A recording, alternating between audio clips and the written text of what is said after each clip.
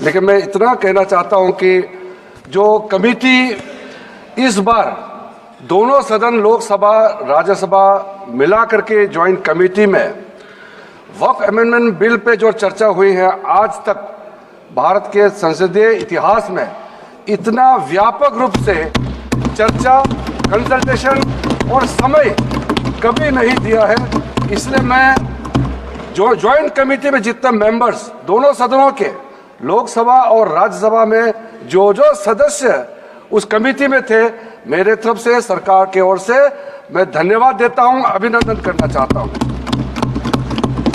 अध्यक्ष महोदय जी, कुल मिलाकर के 97,27,772 याचिकाएं ऑनलाइन, फिजिकल, मेमोरेंडम के रूप में, रिक्वेस्ट के रूप में और सुझाव के रूप में पूरे तरह से सरकार ने देखा है। वो जेपीसी के माध्यम से हो या डायरेक्ट दिया हो, हमने सब उसको देखा है।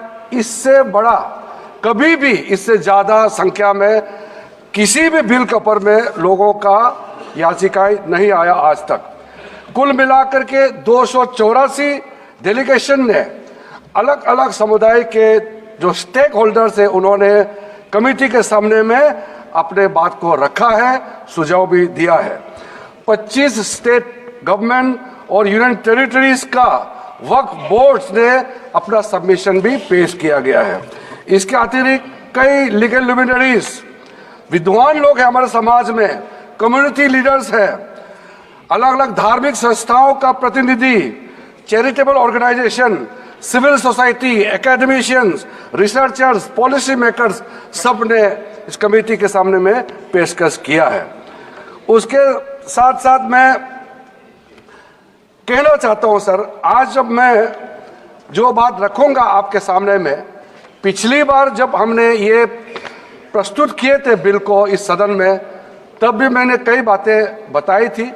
आज मैं उसको नहीं दोहराते हुए कुछ बातें मैं जोड़ूंगा और मुझे अपना बात रखने के बाद सिर्फ उम्मीद ही नहीं, पूरा यकीन है कि जो लोग इस बिल को विरोध कर रहे थे, वो हृदय में भी बदलाव होगा। पॉजिटिव सोच के साथ इस बिल में सब समर्थन करेंगे, ये मैं विश्वास के साथ आप आगे अपना बात रखना चाहता हूं। क्योंकि मैं पॉजिटिव नोट से बात रखना चाहता हूं, तो इसलिए एक मेरे जो मन की बात है मैं कहना चाहता हूं, तो इससे अच्छा संदेश जाए। किसी की बात कोई, अध्यक्ष महोदय, किसी की बात कोई बदगुमान ना समझे, इस जमीन का दर्द कभी आसमान ना समझेगा। ये मैं दिल से कह रहा हूं, क्योंकि अच्छा सोच के साथ, बड़ा दिल के साथ, खुले मन से मैं ये प्रस्ताव आपके सामने में पेश कर रहा हूं। सर, कई लोगों ने अपने अपने तरीके से बातें रखी हैं। किसी ने कहा ये प्रावधान अनकॉन्स्टिट्यूशनल है, गैर संवैधानिक है। किसी ने कहा ये इलीगल है, अनलॉफुल है। सर, ये बिल जो हम लोग जिक्र कर रहे हैं कोई नया विषय नहीं है।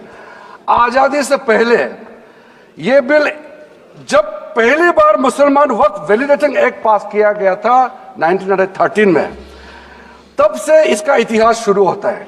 उससे पहले प्रिवी काउंसिल ने 1894 में इनवैलिडेट किया था वक्फ अल औलाद को। बाद में उसका प्रॉपर लीगल फॉर्म में 1913 के बाद फिर 1923 में द मुसलमान वक्फ एक्ट लाया गया था, जिसमें अकाउंटिंग और ट्रांसपेरेंसी के बारे में ये जोर उसको देते हुए ये एक्ट पास किया गया था। उसके बाद 1930 में द मुसलमान वक्फ वैलिडेटिंग एक्ट लाया गया है, जो रीइंफोर्स करता है legal validity of the family waqf. परिवार में जो वक्फ होता है उसको जोड़ देते हुए ये बिल लाया गया है। उसके बाद आजादी के बाद 1954 में 1954 में वक्फ एक्ट पहली बार आजाद भारत का एक्ट बनी, और उस समय स्टेट वक्फ बोर्ड का भी प्रावधान उसी 1954 एक्ट में प्रावधान किया गया था। उस समय से लेकर के कई संशोधन के साथ में 1995 में व्यापक रूप से ये वक्फ एक्ट बनी है। तो उस समय किसी ने नहीं कहा कि ये एक्ट अनकॉन्स्टिट्यूशनल है, किसी ने नहीं कहा उस समय ये अनलॉफुल है। आज जब हम उसी बिल को सुधार के ला रहे हैं तब आपको ये अनकॉन्स्टिट्यूशनल अनलॉफुल का ये शब्द इस्तेमाल करने का आपको ये नौबत कैसे आया, ये सोच क्यों आया?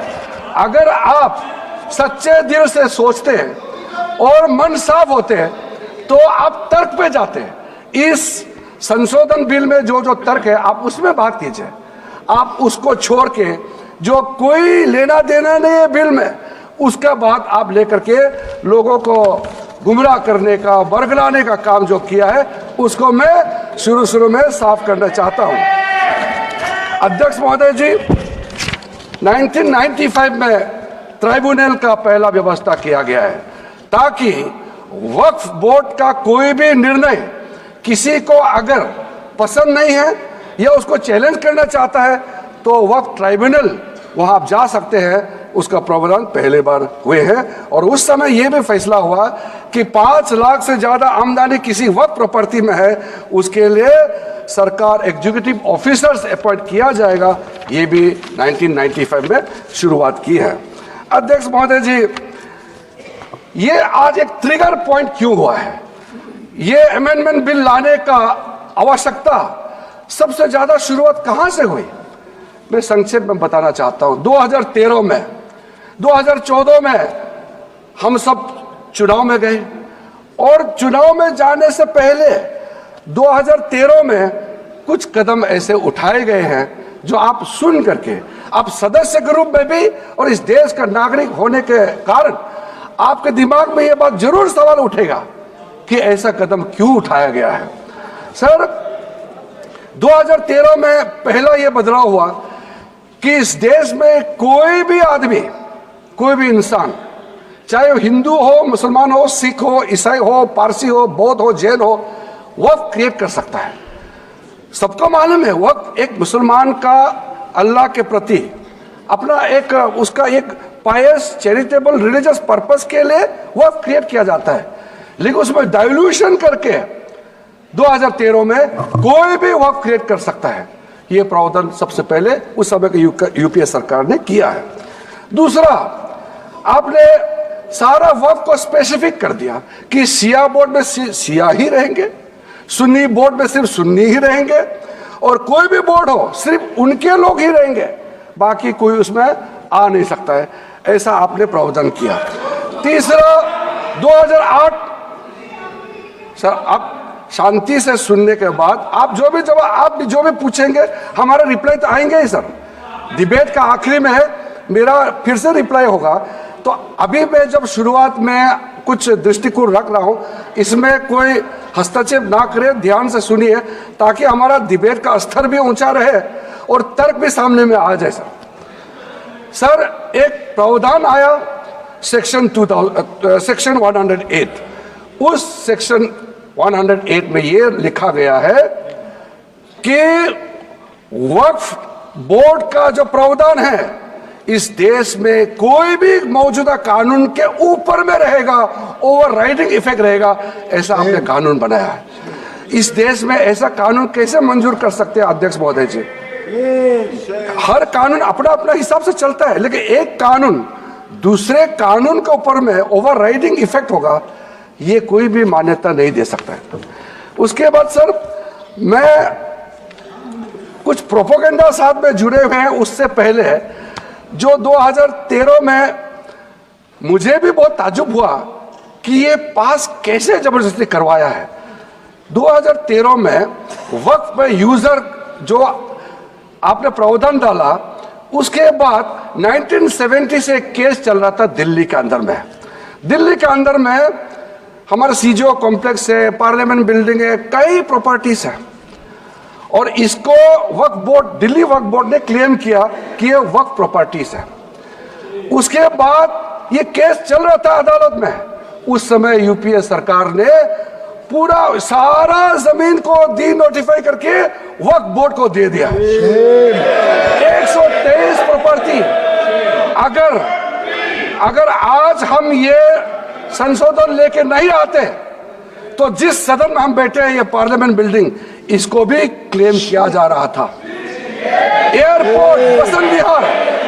और अगर नरेंद्र मोदी जी का सरकार नहीं आते, अगर यूपीए का सरकार कंटिन्यू रहता, तो क्या क्या बिल्डिंग को डी नोटिफाई किया जाना था। 123 प्रॉपर्टी को तो डी नोटिफाई किया।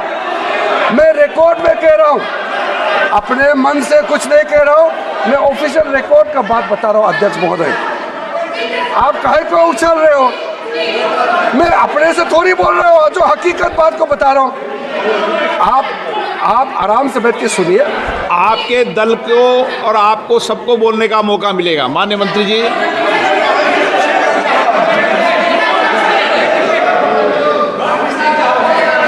सर, मैं फिर से कह रहा हूं, मैं एक शब्द अपने ओर से नहीं कह रहा हूं, जो घटना है, जो हकीकत है, यही कह रहा हूं।